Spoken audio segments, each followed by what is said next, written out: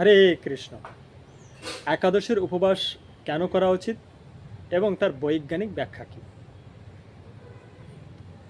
আমরা সকলেই জানি আমাদের শরীরের 4/3 জল দিয়ে গঠিত এবং চাঁদ এই জলকে আকর্ষণ করে। একাদশী এবং দ্বাদশী তিথিতে চাঁদের এই আকর্ষণ ক্ষমতা বা শক্তি প্রবলভাবে বৃদ্ধি পায় এবং প্রথমত আমাদের শরীর জল দিয়ে গঠিত, তার উপরে যদি আমরা অন্ন, ডাল বা বিভিন্ন শস্য আহার হিসেবে গ্রহণ করি তাহলে শরীরে আরও জলের পরিমাণ বৃদ্ধি পায়। তার কারণ এইসব আহার জলকে ধরে রাখে। তাই জন্য আমাদের এই দিন উপবাস থাকা উচিত, অর্থাৎ এইসব আহার বর্জন করা উচিত। তাহলে প্রশ্ন হতে পারে, তাহলে কি ফলেও তো প্রচুর পরিমাণে জল থাকে, তাহলে আমরা কেন ফল গ্রহণ করি? ফলের ভিতরে থাকা জলটা ইউরিনের মাধ্যমে অর্থাৎ মূত্রের মাধ্যমে শরীর থেকে বেরিয়ে যায়। তাই আমাদের অন্ন বা ডাল, শস্য এগুলো গ্রহণ করা বর্জনীয়, কিন্তু ফল গ্রহণ করা যেতে পারে। এবং একাদশী শব্দের আরও একটা অর্থ হচ্ছে একাদশ, অর্থাৎ 11। আমাদের শরীরের 11খানা ইন্দ্রিয় রয়েছে।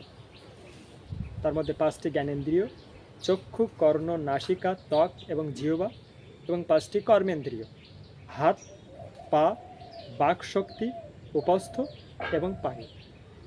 এই 10, 5, 5, 10 এবং মন, এই 11খানা ইন্দ্রিয় দিয়ে আমাদের উপবাস করা উচিত।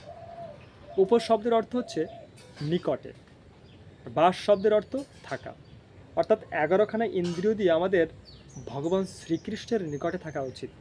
কিভাবে? ভগবানের নাম জপের মাধ্যমে, ভগবানের কথা শ্রবণের মাধ্যমে, ভগবানের সম্পর্কে রচিত লীলা গ্রন্থ অধ্যয়নের মাধ্যমে, কোনো শুদ্ধ বৈষ্ণবের বা ভাগবতের সংস্পর্শে ভগবানের কথা শ্রবণের মাধ্যমে। যদি আমরা আমাদের এই 11খানা ইন্দ্রিয় দিয়ে ভগবানের নাম জপ করা বা কথা শ্রবণ করি তাহলেই আমাদের একাদশীর উপবাস যথার্থতা লাভ করবে।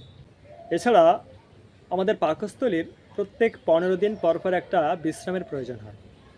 তো একাদশীর দিন আমাদের পাকস্থলীকে একটু বিশ্রাম দেওয়া উচিত। এর ফলে পাকস্থলীর কার্যক্ষমতা আরও সুন্দর হয়।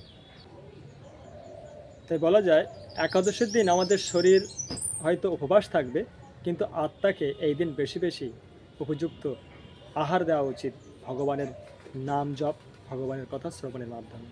তাহলে আমাদের ভক্তিতে চলার পথ আরও সুগম হবে। হরে কৃষ্ণ।